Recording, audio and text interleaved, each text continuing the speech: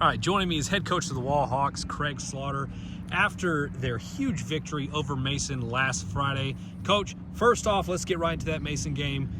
Give me your thoughts on the team's overall performance and a huge win over a long storied rival. Dude, thought it was really solid. I thought we played well in all phases, especially special teams, which again, that our team depth ought to really show up there for us a lot of weeks.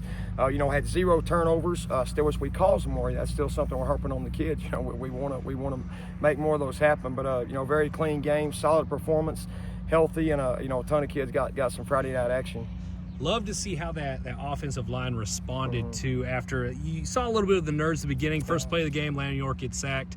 Basically was untouched the rest of the night. Talk about your offensive line. Hey, rock solid. 3 of those pieces, Ballard, Jinsky, and Scandalari have, played pretty much every snap last year, proven veterans. Both those tackles are new pieces, and Will Alders and Gage Jacoby, I thought, did a great job. O-line, we thought, played outstanding, and again, it's why you see all those touches happening and all those, a lot of those ones on the sideline when that game's ending, because the game was over and the task was taken care of. And Coach, I think you could truly see the work that these guys put in the offseason, because y'all looked bigger, faster, and stronger. In fact, you had one of your running backs completely truck and like a defender and his own teammate on the sideline. More than 50,000 people saw that reel. Talk about just the grit of this team and how much work they put in. They have, again, coming off of all that baseball track success, the summer was awesome. Off the season we had last year.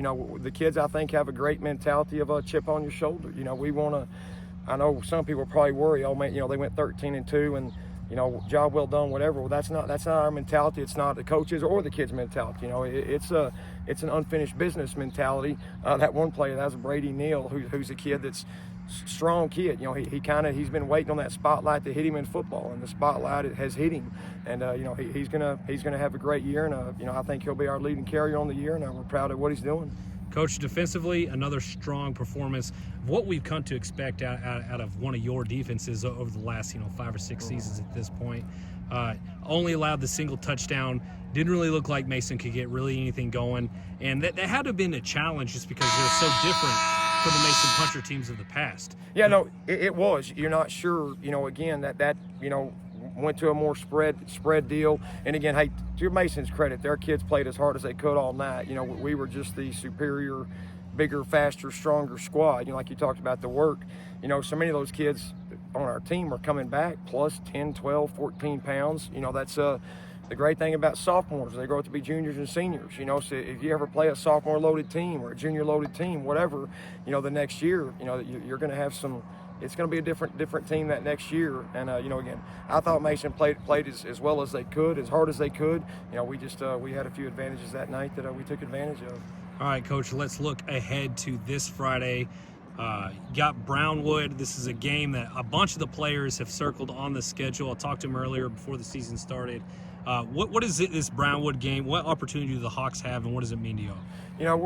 We're definitely on the map. Just because the people already kind of know what our team could be. I really think that our next few weeks get stamped that this is what we are. It's not. Maybe this will happen. You have a chance to really get the state's attention, and even just our own team. With what we have goals in that locker room, and one of our goals is Revenge Tour 2025. And Brownwood handled us right here last year. We really thought kind of took over the game in that second half. I'm hoping our depth and some of our talent and ability shows out, and you see that we flipped the script this year. And Coach, that game was close last year, but y'all have done nothing but get better. Brownwood had to play a really tough Abilene Wiley squad last week, so they're going to be hungry coming into this one as well. What's it going to take to push y'all over the top? They're 0-1. I mean, no shame in losing Abilene Wiley. What a great program that is. But home opener, new coaching staff. We know those guys. They'll be cranked to the very max. Just like we would be. We think solid football always gives us a chance to win. That's turnovers, penalties. Letting Landon make good decisions, spin the ball out of there to some of those athletes with some of that. That zone running stuff we do, and good defense. I think that formula will go a long way against anybody you play, and we're hoping that formula shows up on Friday.